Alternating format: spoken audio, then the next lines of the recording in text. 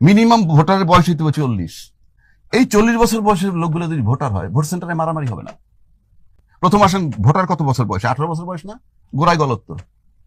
18 বছর বয়সের যে ছেলেটা ভোটার, আপনার ছেলের বয়স 18, আপনার মেয়ের বয়স 18, তাহলে কি করেন আপনি? বাসায় স্কুলে যা পড়তে বলে না বলে থাপ্পড়, মেয়েটারে কলেজে নিয়ে যান, নিয়ে আসেন নাকি?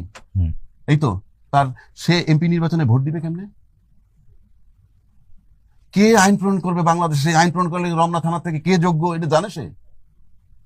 আপনি বাসাতে কয়ে দিলেন যা মা ওই জায়গায় ভোট দিস, ভোট সেন্টারে যাওয়ার পর আরেকজন করলেন এই জায়গায় না সাইডে ভোটটা দিও।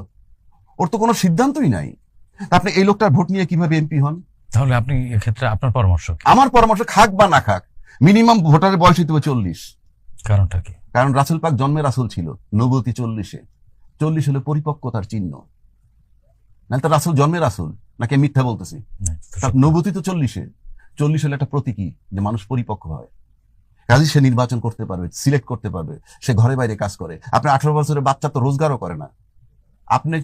আপনার বলে চিপস নিয়ে এসো, আপনার বলে চকলেট নিয়ে এসো, আইসক্রিম নিয়ে, এইগুলো তার থিঙ্কিং। সে নাকি ল মেকারের ভোট দিবে। তাহলে তো পাগলের দেশ। 40-এর নিচে প্রার্থীও হতে পারবে না। তাহলে হওয়া উচিত না তো, উচিত না। কারণ আপনি ভোটার কম হোক, এখন 12 কোটি ভোটার আছে, সেটা 4 কোটি হোক, হোয়াট ইজ দ্য হার্ম? 1 নম্বর।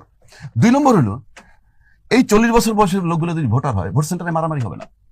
40 বছর লোক মারামারি করে না। তার মানে কি আপনি ভোটার এবং নাগরিক দুটি আলাদা করতে চাচ্ছেন? নাগরিক তো থাকবেই, আরে নাগরিকত্ব অসুবিধা কি? আপনার আইডি থাকবে, আপনি নাগরিক।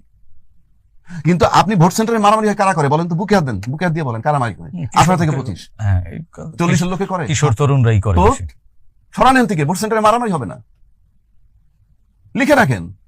আবার 25 বছর বয়সে এমপি হইতে হবে পার্লামেন্ট, সংসদে। পৃথিবীর কোথাও কেউ এই নজির নেই। হ্যাঁ, এইবার আসেন ওই উন্নত বিশ্বের কথা বলেন তো। উন্নত বিশ্বে যখন বয়স 18, তখন কি বলে? গেট লস্ট, চলে যাও, নাকি বলে না? তোমার রোজগার তুমি করবা, তোমার লেখাপড়া তুমি করবা। সে পড়ালেখা করতে হলে এডুকেশন লোন নেয়, সেটা আপনি জানেন? এডুকেশন লোন নিয়ে বলে তুমি যখন থেকে কাজ শুরু করবা তার থেকে পরবর্তী 30-40 বছরের শুধরাবা। উন্নত বিশ্ব।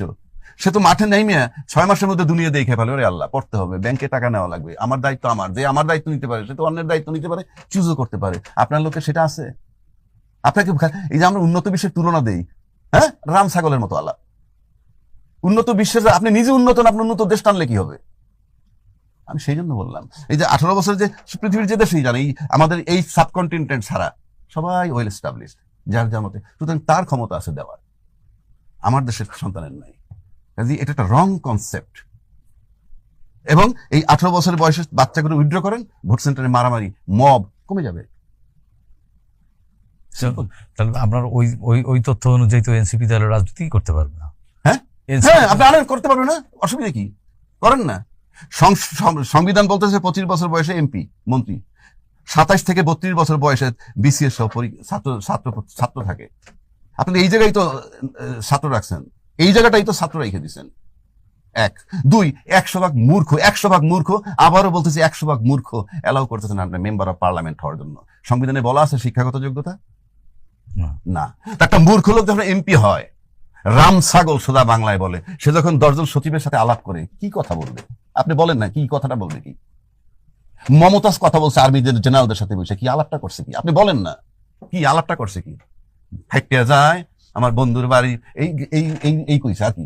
আপনি বলেন না, কি কথা বলবে? আইজির সাথে কি কথা বলবে? জি, এই দেশটা হলো মূর্খ লোকের জন্য দেশ, এবং পলিটিক্স ইচ্ছাকৃতভাবে বানাইছে, পরিষ্কার।